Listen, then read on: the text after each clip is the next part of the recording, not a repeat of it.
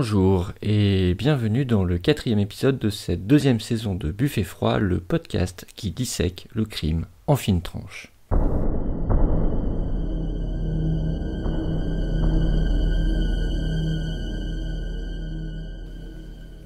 Tout d'abord, merci à vous tous, fidèles auditeurs et nouveaux venus. Grâce à vous, ce podcast a largement passé la barre symbolique mais ô combien gratifiante des 10 000 téléchargements.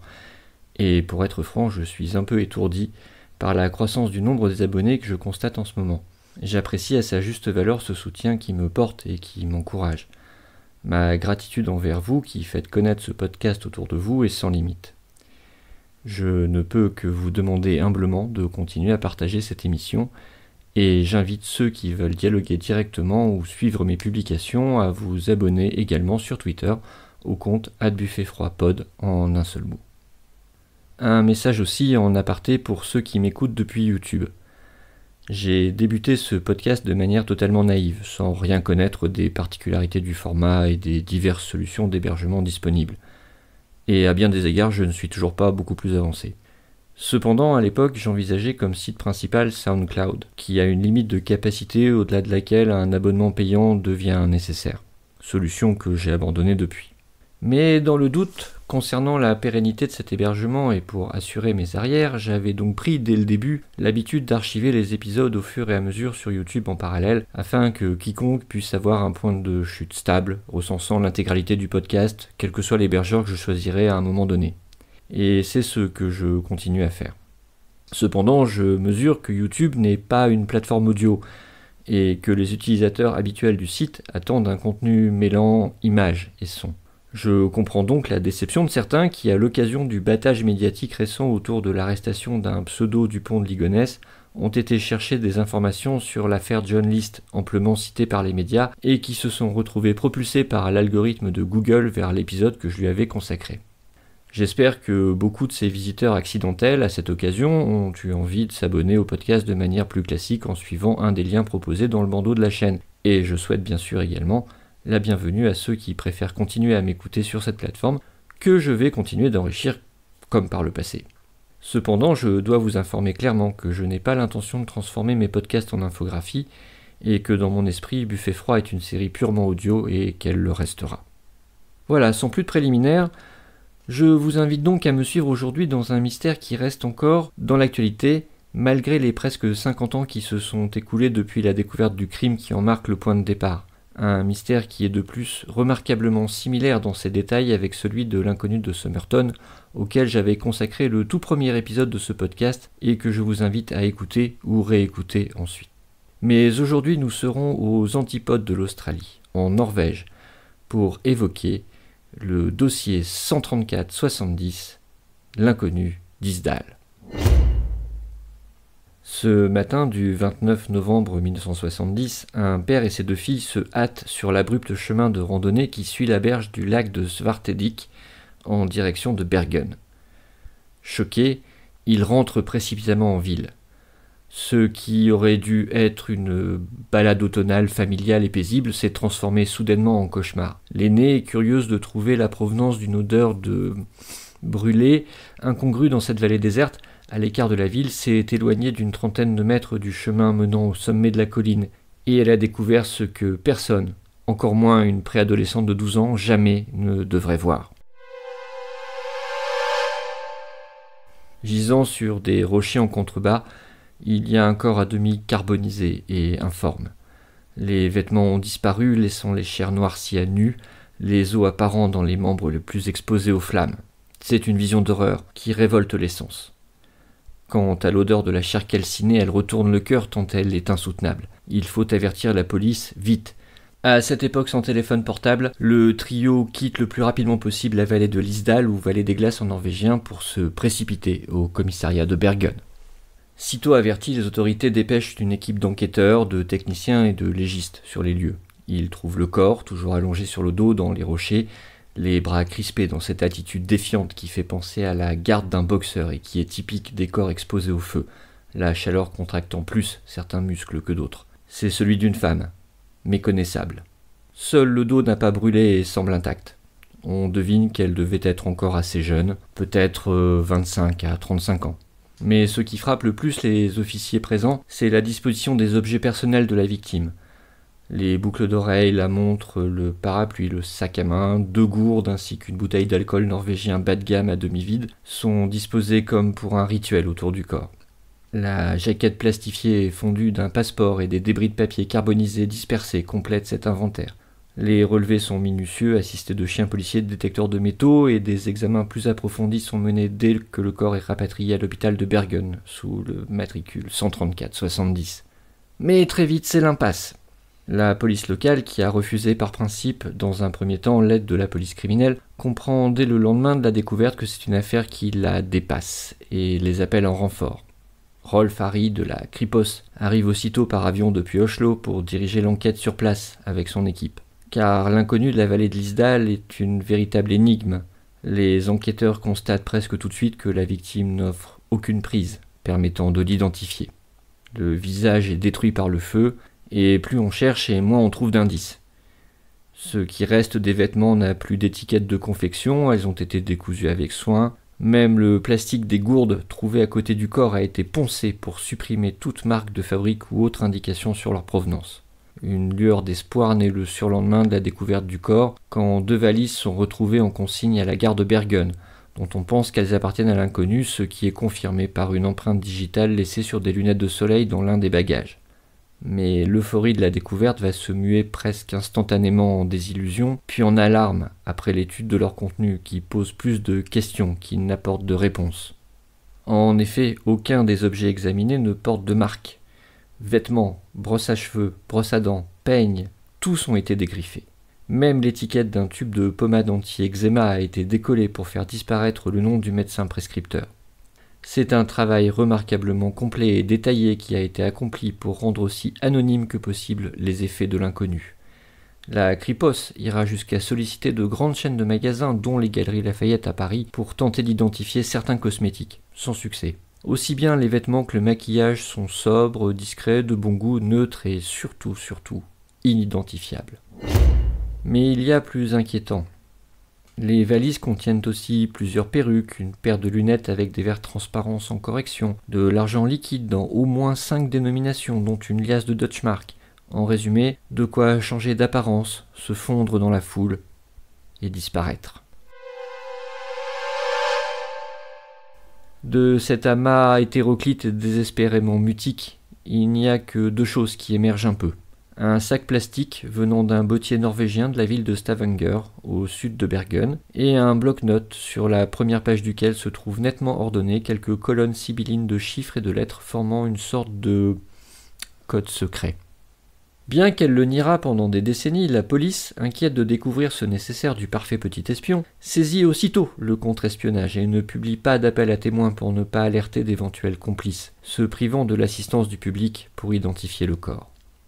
Cependant, l'enquête judiciaire se poursuit et faute d'indices plus parlants, la police va se concentrer sur ces 2 pistes qui donneront toutes les 2 quelques résultats intéressants. En premier lieu, les enquêteurs vont immédiatement interroger le marchand de chaussures et pour la première fois depuis la découverte du cadavre, cette piste les mène vers un témoin qui se souvient de la victime vivante. En effet, le fils du propriétaire, Rolf Rørtvedt, se rappelle parfaitement de cette cliente étrangère venue 3 semaines plus tôt acheter des bottes dans cette ville. À l'époque, la manne pétrolière n'a pas encore afflué et Stavanger n'est qu'un gros bourg maritime qui n'a pas l'habitude de recevoir des touristes, encore moins lorsque le touriste en question est une belle jeune femme seule, parlant un anglais assez hésitant avec un fort accent. Il se souvient de son visage plutôt rond, de ses cheveux noirs, de ses yeux marrons et professionnel, de ses jolies jambes. Il se souvient de sa méticulosité, de ses questions nombreuses et précises pour acheter une paire de bottes identiques au reste de celles trouvées sur la victime. Il se souvient aussi de son odeur, qu'il trouve bizarre et qu'il identifiera des années plus tard comme étant une odeur d'ail, condiment inconnu en Norvège à cette époque. Son portrait précis est confirmé par d'autres employés et la police dispose enfin d'un signalement à envoyer à tous leurs homologues européens.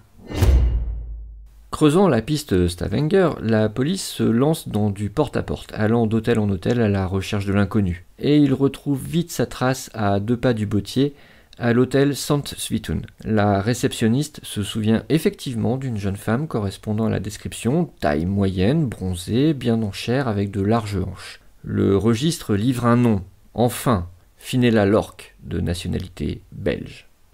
L'homme à tout faire de l'hôtel confirme lui aussi et se souvient que la cliente était revenue un jour avec les fameuses bottes en caoutchouc.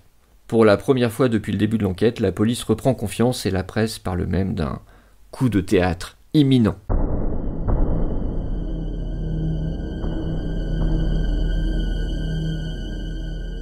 Les enquêteurs se mettent à chercher Fenella Lorque dans les hôtels de Bergen. Simple formalité ? Eh bien non, pas de trace d'une quelconque Fenella Lorque dans aucun des hôtels de la ville. L'inconnu s'est de nouveau évaporé.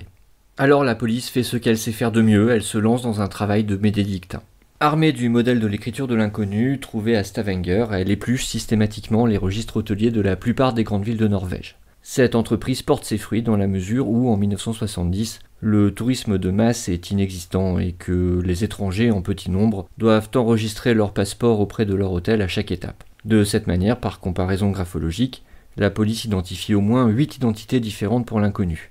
Fenella Lorque donc, mais aussi Claudia Tilt, Vera Jarl, Alexia Zarna-Merchez, Claudia Nielsen, Geneviève Lancier, Elisabeth Lenhoufre, Vera Schlossenneck et reconstitue son parcours. Paris, Oslo, Stavanger, Bergen, Trondheim, Stavanger encore, et enfin définitivement Bergen.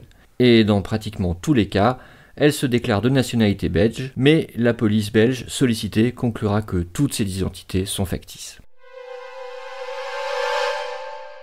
À chaque fois, des témoins confirment. Oui, ils ont remarqué cette belle femme brune et seule, parlant plusieurs langues, distinguée, décidée, capricieuse éventuellement, pouvant changer jusqu'à 3 fois de chambre ou même plusieurs fois d'hôtel dans la journée, sous les prétextes les plus futiles, socialement à l'aise, mais néanmoins secrète. Certains spéculeront même sur une certaine anxiété ou paranoïa palpable dans son comportement furtif, surtout après le 18 novembre. Cette découverte a 2 conséquences. La première, c'est de donner la clé du code trouvé sur le bloc-notes. Plus qu'un code d'ailleurs, il faut parler d'un aide-mémoire. Chaque lettre correspondant à l'initiale soit d'une ville, soit d'un mois, et chaque chiffre a une date. Ainsi, O30BN5 se lit octobre 30, Bergen, novembre 5, et signifie du 30 octobre à Bergen jusqu'au 5 novembre. Cette clé en retour permet de retracer très finement les déplacements de l'inconnu et de retrouver les quelques points de chute qui avaient échappé à l'attention de la police jusque-là. La seconde conséquence, c'est de confirmer dans l'esprit des enquêteurs et de la presse les liens entre l'inconnu et une affaire d'espionnage. Déguisement, code, faux passeport, argent liquide, comportement, tout concorde. Le contre-espionnage norvégien, qui suit l'affaire de près depuis le signalement de la police de Bergen, ne confirmera jamais, bien sûr, ce lien. Cependant, des indiscrétions ultérieures et même quelques témoignages directs de pêcheurs attesteront que la plupart des déplacements de la victime en Norvège correspondaient aux essais en mer du missile antinavire Penguin qu'elle suivait avec attention et selon toute probabilité pour le compte d'une puissance étrangère hostile.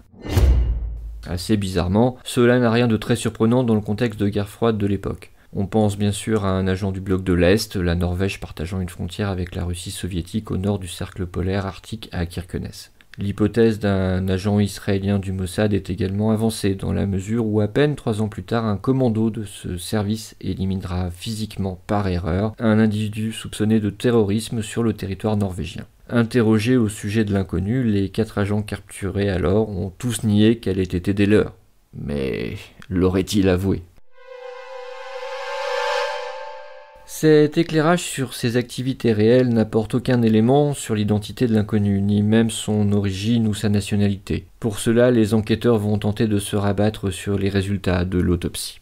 Et là encore, les conclusions sont beaucoup moins nettes qu'il n'y paraît. En effet, l'autopsie met en évidence que la victime avait ingéré en plusieurs fois pratiquement 70 comprimés d'un somnifère proche du gardénal, le phénémal. C'est une action qu'il est pratiquement impossible d'obtenir sans le consentement de la personne. Et c'est une dose largement létale, surtout combinée à de l'alcool. Alors, suicide ? Mais pourquoi ne pas avoir attendu l'effet des médicaments plutôt que de périr finalement d'une manière abominable par le feu, comme l'atteste la suie dans les poumons et le taux élevé de monoxyde de carbone dans le sang, qui prouve qu'elle était encore bien vivante pendant que le brasier la consumait. Et quelle est cette ecchymose sur la droite du cou ?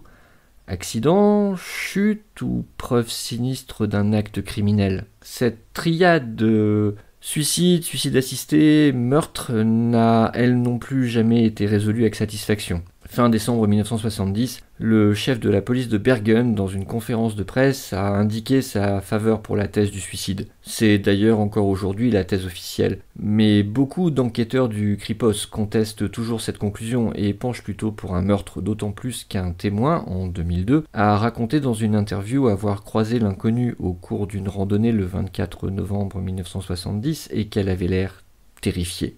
Elle ne lui avait cependant pas demandé d'aide. Selon ce témoin tardif, elle était alors suivie à distance par 2 hommes de type étranger. Il ajoute qu'il avait bien sûr rapporté ces faits à la police dès qu'il avait eu connaissance du crime, mais qu'il avait été conduit par l'enquêteur qui avait reçu son témoignage, lequel lui aurait dit « Oubliez-la, elle a été tuée, l'affaire ne sera jamais résolue ».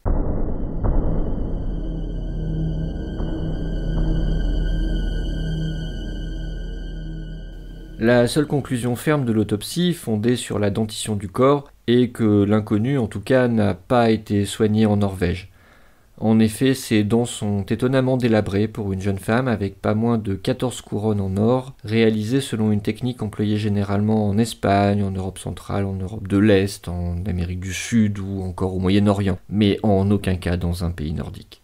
Sur la base de ce portrait imprécis, les autorités penchent vers une ressortissante européenne au sens large et décident finalement d'inhumer le corps en février 1971 selon le rite catholique. Le prêtre qui conduit la cérémonie, suivi uniquement par des membres des forces de l'ordre, dira dans son sermon prononcé sur le cercueil d'un blanc immaculé, couvert d'œillets et de tulipes, que cette femme inconnue reposait désormais dans une terre qui n'était pas la sienne. Pas de pierre tombale, à quoi bon quand on n'a rien à y écrire?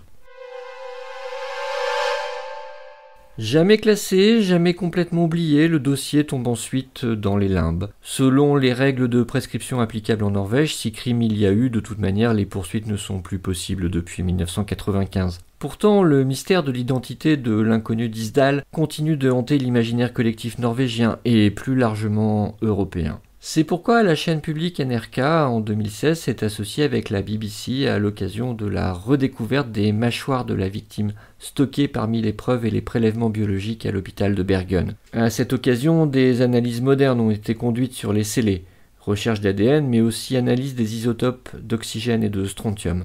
Coupons court. L'ADN n'a rien révélé d'extraordinaire, même s'il a confirmé l'origine européenne du sujet. Plus intéressantes sont les mesures de radioactivité et des isotopes stables obtenus à partir des dents. Selon ces résultats, l'inconnu d'Isdal serait né aux alentours de 1930, soit 10 ans plus tôt qu'on ne l'imaginait d'après sa description, et en Allemagne. Elle aurait ensuite été déplacée dans son enfance dans une zone proche de la France ou de la Belgique wallonne. Ceci suggère une origine juive ou tzigane, et elle aurait ensuite été réfugiée dans une région francophone suite à la montée du nazisme, ce qui correspond à son style d'écriture et sa maîtrise attestée des langues françaises et germaniques. Les privations subies pendant la guerre expliqueraient pour leur part le mauvais état de sa dentition. À ce sujet, et c'est d'ailleurs la raison qui m'a incité à sélectionner cette histoire aujourd'hui, une confirmation très récente de ce lien avec la France vient d'être rapportée dans les dernières nouvelles d'Alsace. Dans un article du 15 octobre de cette année 2019, le journal publie le témoignage d'un habitant de Forbach ayant pris connaissance récemment de l'affaire qui se souvient d'avoir entretenu en 1970 à Villers-lès-Nancy, alors qu'il avait 22 ans, une brève liaison avec une femme étrange et mystérieuse, maîtresse dans l'art de modifier son apparence et qui ne passait jamais ses appels téléphoniques sans un fond musical pour couvrir ses propos. Il avait caressé l'idée, romantique à l'époque, qu'elle ait pu être une espionne sans y donner suite. Elle affirmait par exemple voyager souvent en Allemagne de l'Est. Et puis elle avait disparu et il l'avait oubliée. Revoir son portrait robot avait ravivé ce souvenir enfoui. Hélas, ceci n'est pas de nature à donner une identité à l'inconnu. Le journal qui reproduit ce témoignage remarque aussi que la dernière adresse donnée par la victime lors de l'achat de son billet d'avion Paris-Stavanger était le 2 rue du Château, à Villers-lès-Nancy. Cette adresse n'existe pas, bien qu'il existe une avenue du Château dans cette ville, et seule une personne familière des lieux pouvait connaître ce détail. Je n'ai pas la prétention de résoudre seul ce mystère devant mon ordinateur.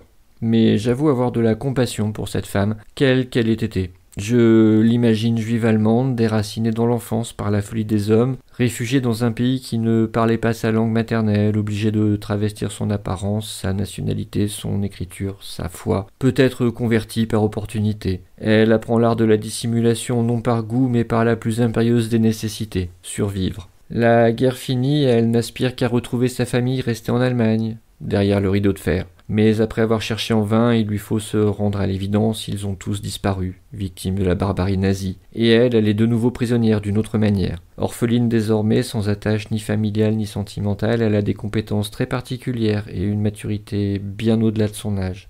Des qualités qui la font recruter facilement pour un travail dangereux. Après, a-t-elle voulu faire défection? A-t-elle été imprudente? Était-elle grillée à son insu? A-t-elle tout simplement craqué? Peu importe, je crois qu'à cet instant, dans la vallée de l'Isdal, connue aussi localement sous le nom de vallée de la mort, car c'était un lieu connu pour ses nombreux suicides au Moyen-Âge, je crois qu'elle a su, absolument, être enfin arrivée au bout de son parcours. Alors elle s'est procuré les barbituriques en quantité suffisante pour se tuer, l'alcool pour en renforcer la vitesse et l'effet. Elle a ingéré les comprimés amers en les déglutissant rasade par rasade. Elle a disposé soigneusement ses quelques possessions autour d'elle, boucles d'oreilles, montres, sacs, témoins factices d'une vie empruntée. Et puis, les premières somnolences se faisant déjà sentir, elle a brûlé ses faux passeports qui n'ont pas été retrouvés en les arrosant d'essence. Mais affaiblie déjà par le poison, bercée par la chaleur des flammes, elle est tombée en dodelinant dans le feu. Ses réflexes émoussés par l'alcool et les somnifères, le temps de se rejeter en arrière dans un dernier sursaut, ses vêtements synthétiques, peut-être partiellement mouillés de carburant, étaient déjà embrasés. Et ainsi, elle est morte, inconnue de tous, sans parentèle et n'ayant laissé aucun souvenir à quiconque en ce monde.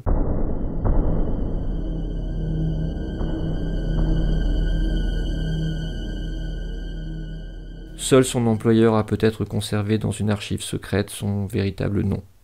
Il ne sera jamais révélé.